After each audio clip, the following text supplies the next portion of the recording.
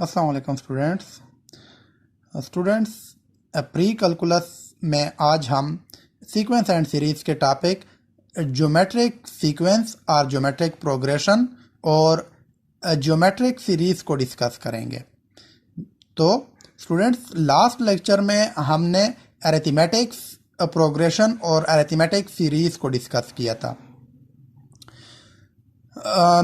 Geometric progression की definition हमारे पास कुछ इस तरह से है कि when the coefficient of any two consecutive succeeding and the preceding terms of a sequence is the same it is called geometric progression.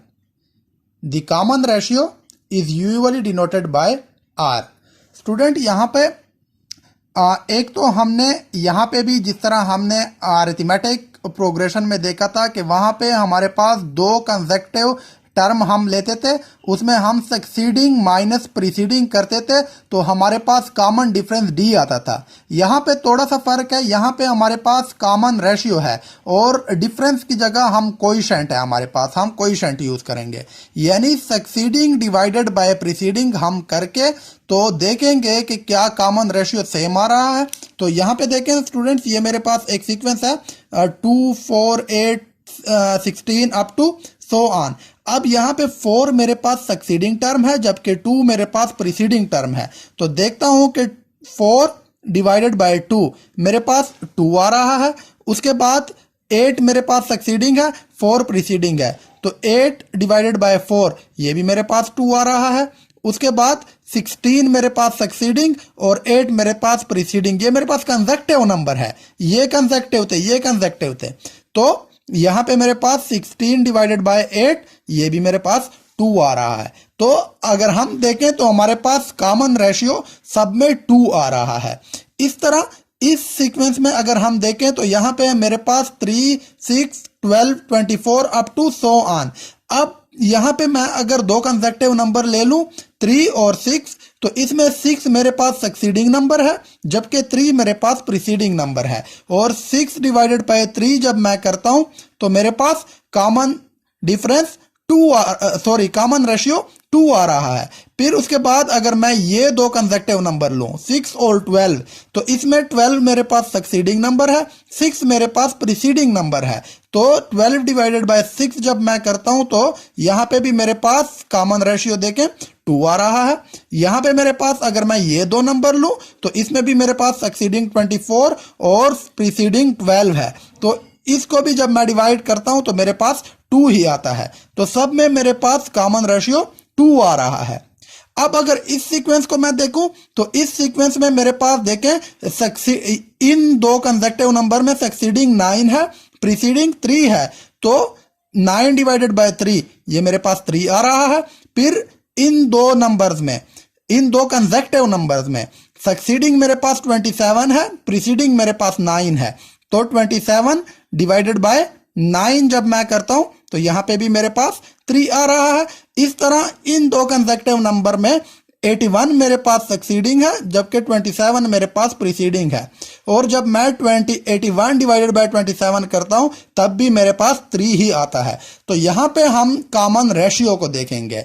हमारे पास ज्योमेट्रिक सीरीज और अरिथमेटिक सीरीज में यही डिफरेंस है कि अरिथमेटिक सीरीज में हम कॉमन डिफरेंस को देखते हैं जबकि ज्योमेट्रिक सीरीज में हम कॉमन रेशियो को देखते हैं और उसके ऊपर अपने क्वेश्चन सॉल्व करते हैं।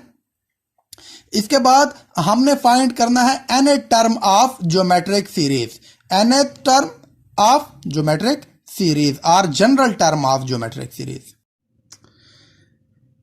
यहां पे जब हम nth टर्म फाइंड करेंगे तो इसके लिए मैंने एक सीक्वेंस ले ली है कि let the geometric progression be a1 a2 an up to so on and let r be the common ratio.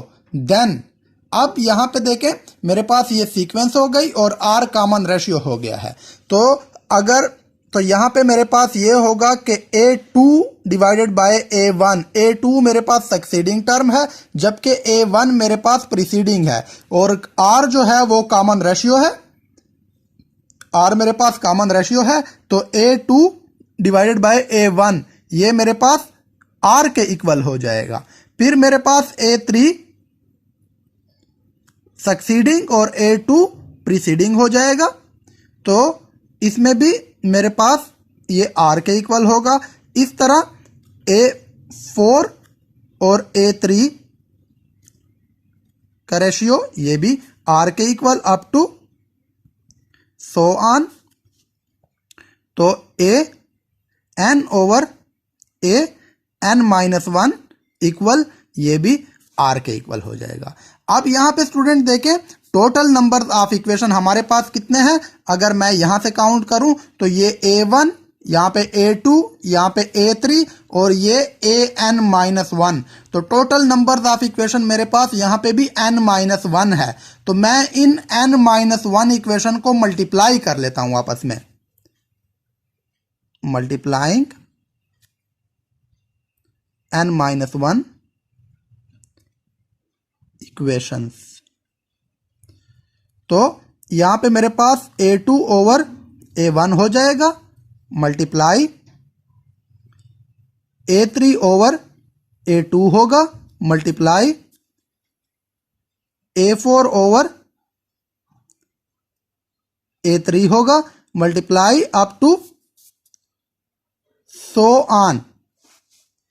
यहां पे AN ओवर AN-1 होगा equal R multiply R up to R।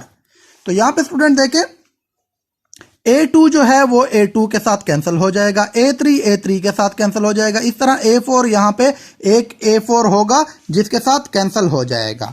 यहां पे मेरे पास AN-1 ये भी कैंसिल हो जाएगा। यहां पे मेरे पास एक AN-1 ओवर N-2 होगा इसके साथ। इस तरह AN-2 के लिए भी यहां पे एक टर्म होगी। ये तो कैंसिल हो गए। लेफ्ट हैंड साइड पे मेरे पास सिर्फ AN ओवर A1 बचा, जबकि राइट हैंड साइड पे यहां पे हमने R काउंट करने हैं कि कितने R है। तो total numbers of equation N-1 थे, तो टोटल नंबर्स ऑफ R भी N-1 होंगे। तो यहां पे देखें कि हमारे पास जब दो यानी x हो, x जब मल्टीप्लाई हो रहे हो, तो जब बेस सेम हो तो फिर हम कहते हैं कि पावर को ऐड कर दो। यानी अगर 2x है तो x स्क्वायर होगा। इस तरह अगर x यानी 3x है तो फिर पावर को ऐड कर देंगे तो यहाँ पे 3 हो जाएगा। यहाँ भी बेस सेम है, बेस r है, पावर को ऐड करेंगे, टोटल r N-1 है। तो यहाँ पे मेरे पास ये आ जाएगा N-1। तो ये AN इक्वल हो जाएगा A1 R N-1। और ये मेरे पास general term of geometric progression आ गई है, या nth term of geometric progression भी हम इसे कह सकते हैं कि nth term of geometric progression. इसी को यूज करके हम कुछ एग्जाम्पल सॉल्व करेंगे मुख्तलिफ। एग्जाम्पल नंबर 1 है हमारे पास कि find the 10th term of geometric progression 2, 4, 8 up to so on. अब अगर यहाँ पे हम देखें हमें एक ज्योमेट्रिक प्रोग्रेशन दी गई है, इसका first term, second term, third term हमें दिया गया है, फोर्थ, फिफ्थ तो हम फाइंड कर लेंगे ऐसे भी, लेकिन 10th टर्म फाइंड करना इतना आसान नहीं है। तो इसके लिए हम अरिथमेटिक प्रोग्रेशन का जो हमारे पास nth टर्म फाइंड करने का nth टर्म जिस तरह हम फाइंड करते हैं कि हमारे पास है फार्मूला, वी नो दैट हमारे पास nth टर्म फाइंड करने का फार्मूला जो है वो यूज करेंगे।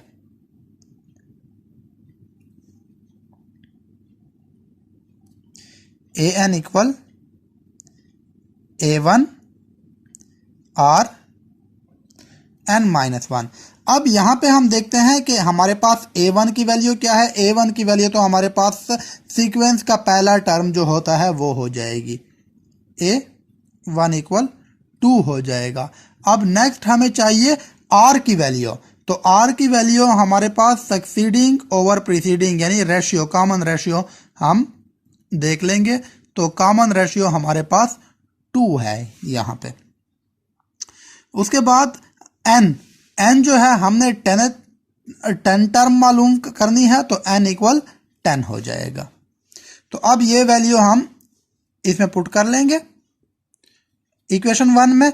तो A10 equal 2 into 2 power 10 minus 1 which is equal to 2 into 2 power 9, और बेस सेम है तो पावर ऐड हो जाएंगी, यानी 2 पावर 10। तो ये हमारे पास आंसर आ गया है इस फर्स्ट एग्जांपल का। एग्जांपल नंबर 2 है हमारे पास कि find the first 2 term of geometric progression when A3 equal 9/4 and A6 equal 243 over 256। अब यहाँ पे हमें एक A3 की वैल्यू दे दी है और एक A6 की वैल्यू दे दी है, और हमसे फर्स्ट 2 टर्म के बारे में पूछा है कि A1 और A2 की वैल्यू फाइंड करें। तो उसके लिए हम ऐसे करेंगे कि यहाँ पे हम जनरल फॉर्म यूज करेंगे कि ज्योमेट्रिक प्रोग्रेशन का।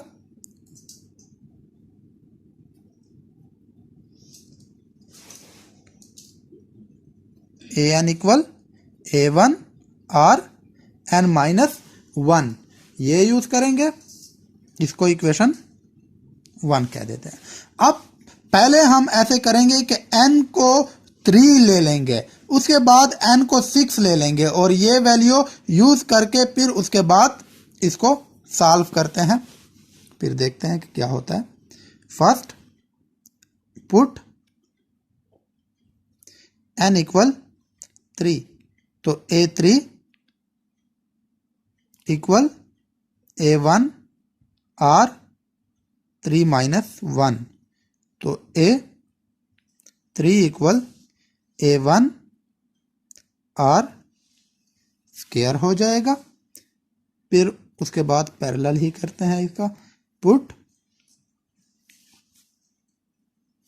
अच्छा, यहाँ पे A3 की वैल्यू भी पुट कर लेते हैं, ये हो जाएगा 9/4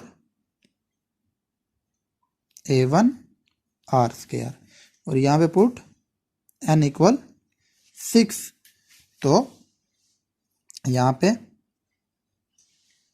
A6 equal A1 are 6 minus 1 आ जाएगा, और A6 इक्वल A1 आर 5 हो जाएगा, और A6 की वैल्यू पुट कर लेते हैं, वो हमारे पास 243 ओवर 256 A1 और 5 आ गया है।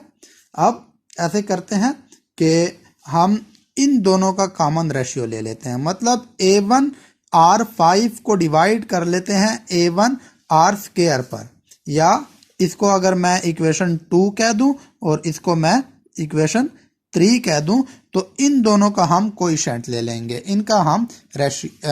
इनकी हम रेशियो फाइंड कर लेंगे। तो यहाँ पे मेरे पास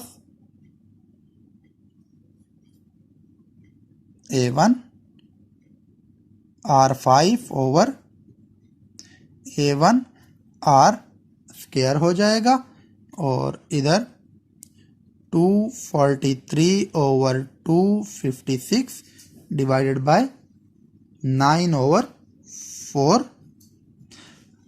यहाँ पे A1 से A1 कैंसिल हो जाएगा, आर स्क्वायर से R5, ये R क्यूब आ जाएगा, और यहाँ पे अगर हम देखें तो 243 ओवर 256 ये ऐसा आएगा, ये यहाँ पे डिवाइड हो रहा है, तो जब ऊपर हम इसको लेकर जाएंगे तो 4 ऊपर आ जाएगा और 9 डिनोमिनेटर में आ जाएगा। ठीक है, 4 न्यूमरेटर में, यानी हमारे पास यहाँ पे डिवीजन में था, तो एक किस्म का इसका इन्वर्स हो गया है, तो यहाँ पे 9/4 था और इधर 4/9 हो गया है। अब देखते हैं कि जो वैल्यू कैंसिल होती हैं उनको हम कैंसिल कर लेते हैं। यहाँ पे 27 आ जाएगा और यहाँ पे 64 आ जाएगा, तो इसको, ये हमारे पास R क्यूब है, तो इसको भी हमने क्यूब में लिखना है। तो 27 जो होता है ये हमारे पास 3 का क्यूब होता है, जबकि 64 जो होता है ये 4 का क्यूब होता है। अब taking cube root on both side, तो ये क्यूब रूट और ये क्यूब और ये क्यूब कैंसिल हो जाएंगे क्यूब रूट जब हम लेंगे, तो r की वैल्यू हमारे पास 3/4 आ जाएगी। अब हमारे पास an equal a1 r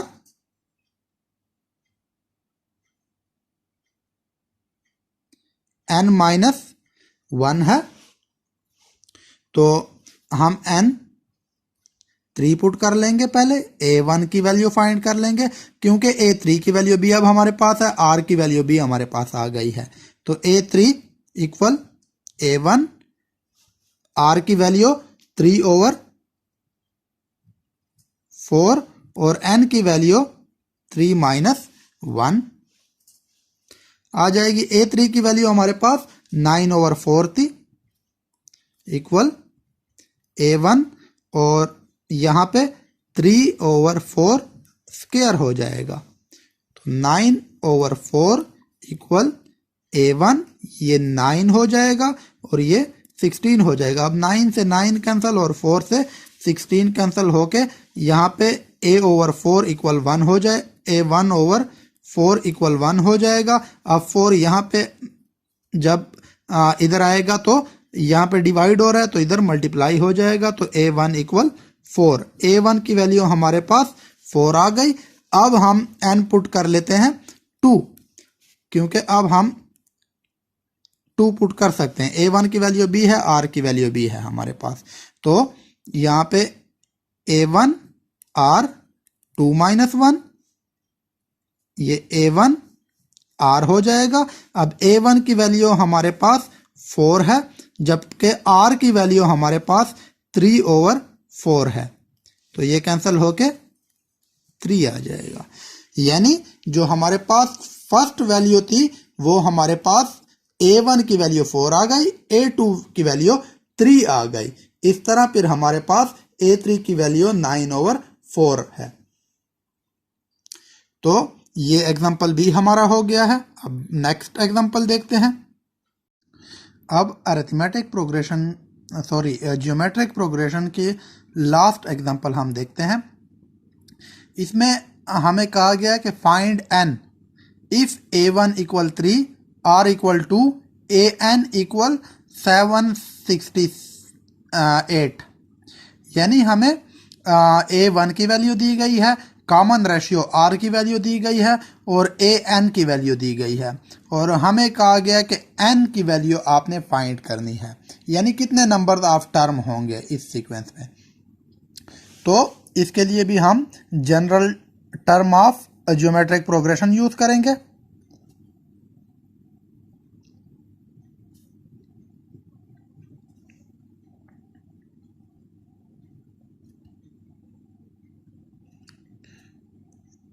We know that an equal a1 r n-1, तो an की वैल्यू भी हमारे पास है, वो इसमें पुट कर लेंगे 768। a1 की वैल्यू भी है हमारे पास 3, जबकि r की वैल्यू भी हमारे पास है वो 2 है। ये पुट कर दी, r यहाँ पे मल्टीप्लाई हो रहा है, यहाँ पे आके डिवाइड हो जाएगा,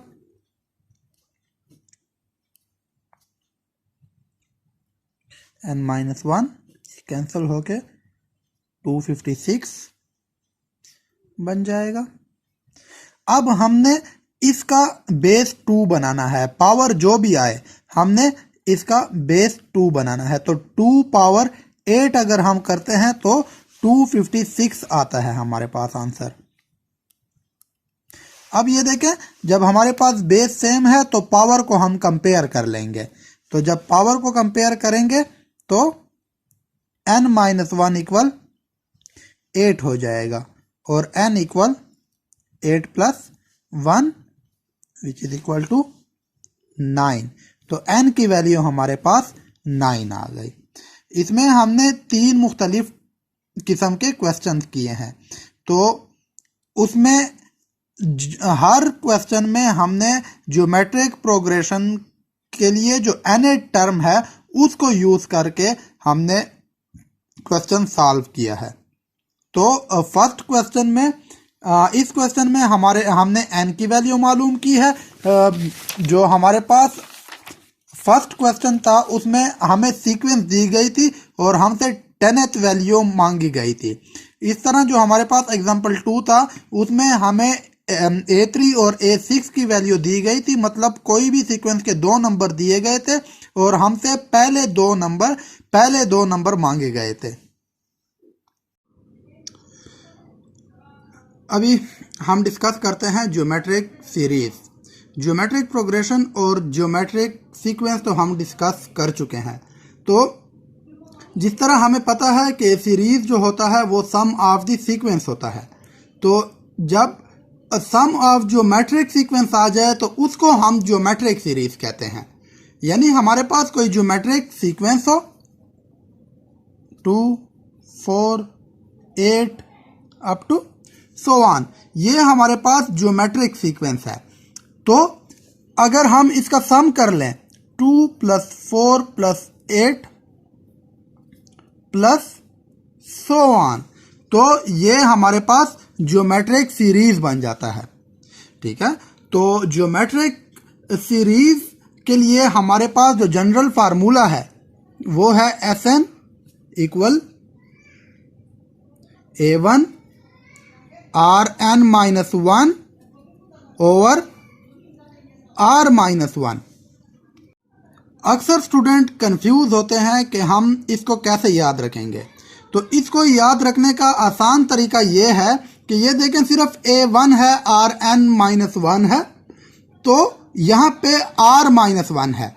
तो यहाँ पे अगर पहले आप Rn-1 लिखते हैं तो डिनोमिनेटर में भी R-1 लिखेंगे। हाँ, अगर कभी कभी आपको कंफ्यूजन होती है कि हम 1 पहले लिखेंगे या Rn पहले लिखेंगे, तो उसके लिए भी कोई टेंशन लेने की ज़रूरत नहीं है। आप ऐसे भी लिख सकते हैं इस फार्मूले को A1 1 - Rn ओवर 1 - R। तो यहाँ पे कंफ्यूज होने की कोई ज़रूरत नहीं है। अगर आप लोग न्यूमरेटर में Rn-1 लिखते हैं तो डिनोमिनेटर में भी R-1 लिखेंगे। अगर न्यूमरेटर में 1 - Rn लिखते हैं तो डिनोमिनेटर में भी आप 1 - R लिखेंगे। तो यहाँ पे देखिए, अगर यहाँ पहले 1 लिखा तो यहाँ पहले 1 लिखा, अगर यहाँ पहले R लिखा तो डिनोमिनेटर में पहले R लिखा। तो इसको याद करने का बहुत ही आसान तरीका है ये। अब हम करते हैं एग्जाम्पल इसके ऊपर। तो मेरे पास एग्जाम्पल नंबर 1 है कि इफ A1 = -3 R = 2 एंड हमने फाइंड करना है S6 हमने फाइंड करना है, यानी फर्स्ट 6 टर्म का सम हमने यहां पे फाइंड करना है। अब हम इसको सॉल्व करते हैं। Sn हमें मालूम है कि A1 × Rn-1 है और R-1। इसमें अब हम वैल्यूज पुट करते हैं जो हमारे पास गिवन वैल्यूज हैं। अब देखिए यहाँ पे हमारे पास A1 गिवन है, R गिवन है और N भी हमें पता है कि 6 है। तो हेयर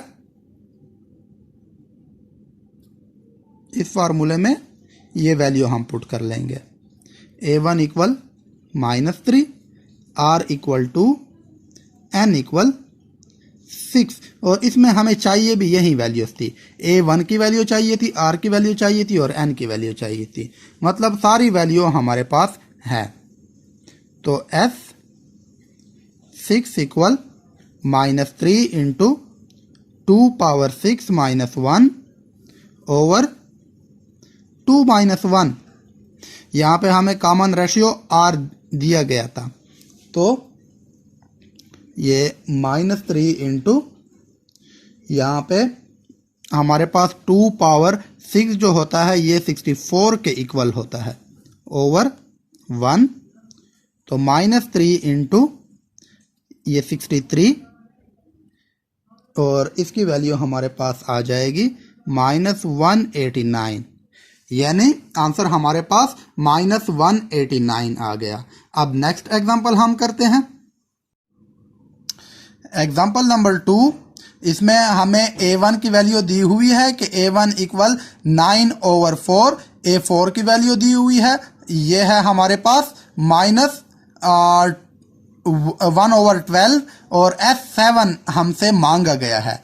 तो अब यहाँ पे देखें कि हमारे पास सीरीज की दो टर्म्स हैं, तो हम यहाँ पे जनरल फॉर्म ऑफ सीरीज लिख लेते हैं, जो हमारे पास Sn equal A1 into Rn -1 over R-1 है। अब इसमें हमें एक तो A1 की ज़रूरत है, A1 हमारे पास गिवन है, एक N की ज़रूरत है, N भी हमारे पास 7 है, और एक R की ज़रूरत है, R हमारे पास नहीं है, तो R हमने पहले फाइंड करना है। तो R हम जनरल टर्म या nth term of geometric progression से फाइंड करेंगे। We know the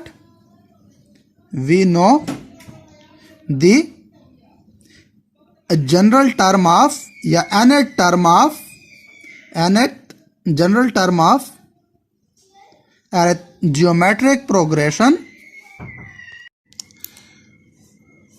geometric progression हमारे पास an इक्वल होता है A1 और n-1 के। तो अब हम A1 इस A4 को यूज करके हम यहां से R की वैल्यू फाइंड करेंगे। तो A1 की वैल्यू भी हमारे पास है, hair A1 equal 9/4, n equal 4 हो जाएगा, क्योंकि यहाँ पे अब हमारे पास हाईएस्ट टर्म A4 है, तो A4 की वैल्यू भी हमारे पास है, वो है -1/12। नहीं है तो हमारे पास R की वैल्यू नहीं है, वो हमने फाइंड करनी है। तो A4 इक्वल 9/4 R 4 - 1, यहाँ पे -1/12 हो जाएगा, 9/4 R क्यूब। अब इसको जब इस साइड पे ले आएंगे तो इसका रेसिप्रोकल आएगा, यानी यहाँ पे हमारे पास 9/4 है, तो इधर आके 4/9 हो जाएगा।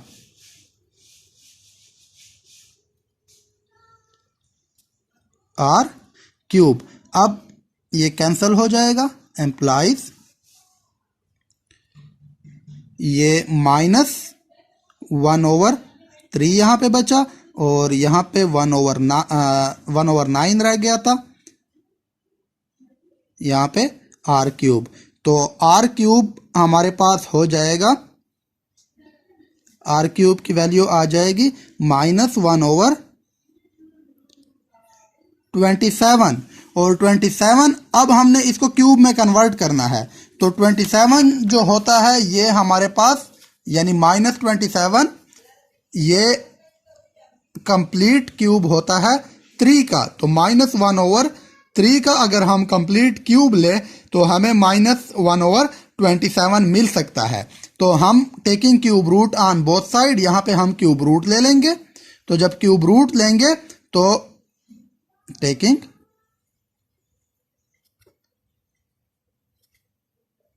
Cube root on both side, जब हम क्यूब रूट लेंगे तो हमें R की वैल्यू मिल जाएगी -1/3। अब हम ये R की वैल्यू इक्वेशन 1 में पुट कर लेंगे और रिक्वायर्ड आंसर हासिल कर लेंगे। तो now put A1 equal 9/4, R equal -1/3 and n equal 7 in equation 1। तो 1 में ये वैल्यूज पुट कर लेंगे, ये हो जाएगा S7। A1 की वैल्यू हमारे पास 9/4 है, R की वैल्यू -1/3 है, और n की वैल्यू 7 है। 7 माइनस 1, तो ये 9/4 इंटू -1/3 पावर 6 हो जाएगी। सॉरी, थोड़ा सा मिस्टेक किया हमने यहाँ पे। इक्वेशन 7 हमारे पास Fn equal A1 1 minus Rn over 1 minus R थी। यहाँ पे स्टूडेंट अब देखें, मैंने पहले क्वेश्चन में Rn माइनस 1 यूज़ किया था, यहाँ पे मैंने 1 माइनस Rn यूज़ किया, तो यहाँ पे भी मैंने 1 माइनस R किया। तो इसमें यानी कंफ्यूज होने की ज़रूरत नहीं है। आपको यानी आप जिस तरह भी लिख ले, लेकिन डिनोमिनेटर पे आपने डिनोमिनेटर को आपने देखना है कि वो आपका न्यूमरेटर जैसा ही हो, तो आपका क्वेश्चन गलत नहीं होगा, आंसर सही आएगा इसका। तो अब A1 की वैल्यू हमारे पास यहाँ पे 9/4 है और 1 माइनस R की वैल्यू हमारे पास -1/3 है, पावर 7 हो जाएगा, और 1 माइनस -1/3 ये आ जाएगी S7। तो अब इसको सिंप्लीफाई करते हैं। ये 9/4, 4 यहाँ पे माइनस, ये प्लस बन जाएगा 1/2187, 3 पावर 7 का आंसर आता है। और यहाँ पे 1 + 1/3 आ जाएगा। तो अब यहाँ पे 9/4, इसका एलसीएम ले लेंगे। तो एलसीएम जब लेंगे तो हमारे पास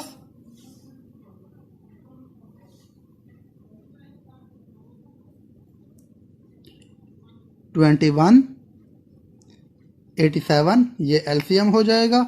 यहाँ पे 2187 आएगा, +1 हो जाएगा, और यहाँ पे एलसीएम जब लेंगे तो इसका आंसर 4/3 हो जाएगा। यहाँ पे 4 से 4 कैंसिल हो जाएगा, सॉरी, ये 4 इसके साथ मल्टीप्लाई होगा और ये 3 इसके साथ मल्टीप्लाई होगा, तो ये मेरे पास 27/16 आ जाएगा। और यहाँ पे मेरे पास 2188/2187 ये वैल्यू आ जाएगी। इसको जब हम मज़ीद सिंप्लीफाई करेंगे, ये कैंसिल होके हमारे पास 547/324 ये आंसर हमारे पास आ जाएगा मज़ीद सिंप्लीफाई करके। इसमें इसको 27 के साथ कैंसिल कर लेंगे और इसको 16 के साथ, तो ये आंसर हमारे पास लास्ट में बच जाएगा। तो ये S7 की वैल्यू है। अब देखें, सबसे पहले हमने R की वैल्यू फाइंड की ज्योमेट्रिक प्रोग्रेशन के थ्रू, उसके बाद फिर हमने S7 फाइंड किया। अब नेक्स्ट एग्जांपल देखते हैं। लास्ट एग्जांपल है हमारे पास कि find the sum of geometric series 128 minus 192 plus 288 minus up to so on plus 1458। तो इनका सम हमने फाइंड करना है। अब यहाँ पे भी हमें SN यूज करेंगे। SN A1 Rn minus 1 over R minus 1, ये इक्वेशन 1 हो जाएगा। अब यहाँ पे हम देखें तो A1 की वैल्यू हमारे पास गिवन है 128, R की वैल्यू भी हमारे पास आ जाएगी, R equal -192 succeeding divided by preceding 128, तो R की वैल्यू हमारे पास -3/2 आ जाएगी। तो अब R की वैल्यू भी हमारे पास आ गई और A1 की वैल्यू भी हमारे पास आ गई। तो हमारे पास जो नहीं है वो नंबर ऑफ टर्म का हमें पता नहीं है कि इसमें कितने नंबर ऑफ टर्म है, यानी n का पता नहीं है। तो सबसे पहले हमने n फाइंड करना है। तो n फाइंड करने के लिए हम फिर से ज्योमेट्रिक प्रोग्रेशन की तरफ जाएंगे। We know that an equal a1 और n-1। अब यहाँ पे देखें तो यहाँ पे हमारे पास an की वैल्यू है, an की वैल्यू 1458 है, a1 की वैल्यू b है, r की वैल्यू b हमारे पास है, सिर्फ n की वैल्यू नहीं है। तो यहाँ पे हम an की वैल्यू लिख लेंगे 1458 इक्वल a1 की वैल्यू 128 और r की वैल्यू -3/2, यहाँ पे n-1 आ जाएगा। तो इसके बाद हम ऐसे कर लेंगे कि ये 128 को यहाँ पे डिवाइड कर लेंगे। तो यहाँ पे 128 -3/2 n-1 ये वैल्यू आ गई। तो अब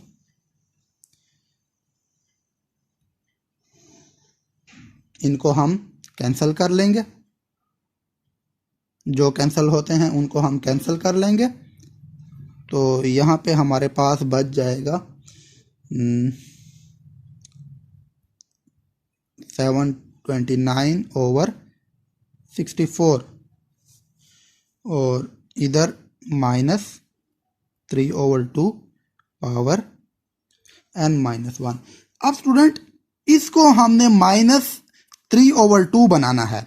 तो ये देखें 62 जो है इसको अगर हम 2 के किसी पावर में कन्वर्ट कर सकते हैं, इस तरह 729 को भी हम 3 के पावर में कन्वर्ट कर सकते हैं। तो 729 को जब हम पावर 6 ले लें और 2 की भी हम पावर 6 ले लें तो ये आंसर वापस हमें मिल जाते हैं, -3/2 पावर n-1।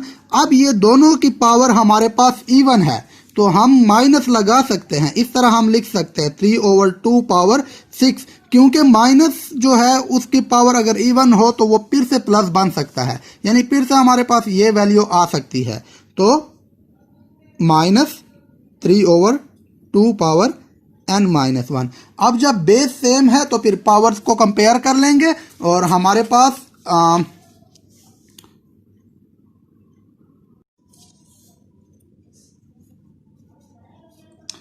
पास यहाँ पे n-1 इक्वल हो जाएगा 6 के एम्प्लाइज n इक्वल 6 + 1, तो n इक्वल हो जाएगा 7 के। अब n की वैल्यू आ गई। तो अब हम इस क्वेश्चन को मजीद सॉल्व करते हैं और ये वैल्यू हम पुट करते हैं इक्वेशन 1 में। a1 की वैल्यू b अब हमारे पास है Sn हमारे पास इक्वल है a1 1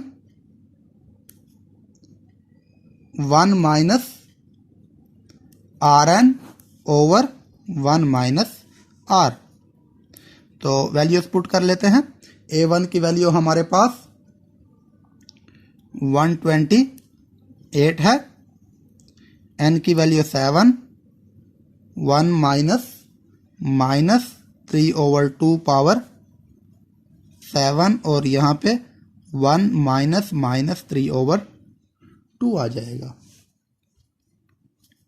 तो 128। अब ये देखें पावर आड है तो माइनस ही बाहर आ जाएगा, तो माइनस माइनस प्लस हो जाएगा। 3/7 2/7 और यहाँ पे 1 + 3/2 हो जाएगा। अब एलसीएम ले लेते हैं। 128 यहाँ पे 2/7 और यहाँ पे 2/7 + 3/7 आ जाएगा। यहाँ पे जब एलसीएम लेंगे तो ये इक्वल हो जाएगा 5/2 के। तो ये 2 128 के साथ मल्टीप्लाई हो जाएगा, या इसको हम ऐसे करते हैं कि 128 जो होता है वो असल में हमारे पास 2/7 ही होता है। अगर आप 2/7 लें तो 128 आपके पास आंसर आता है। 3/7 आप इसको भी ओपन कर सकते हैं, 128 भी लिख सकते हैं। जिस तरह आपको इजी लगे उस तरह आपने करना है। और ये जब ऊपर जाएगा तो 2/5 हो जाएगा। यहाँ पे हमारे पास 5/2 था, ऊपर गया तो 2/5, ये कैंसिल हो जाएगा। आप अगर यहाँ से यानी ओपन कर लें, यहाँ पे इसका 2/7 ले लें और 3/7 जो भी नंबर आ जाए उसके बाद भी आप लोग एलसीएम ले सकते हैं।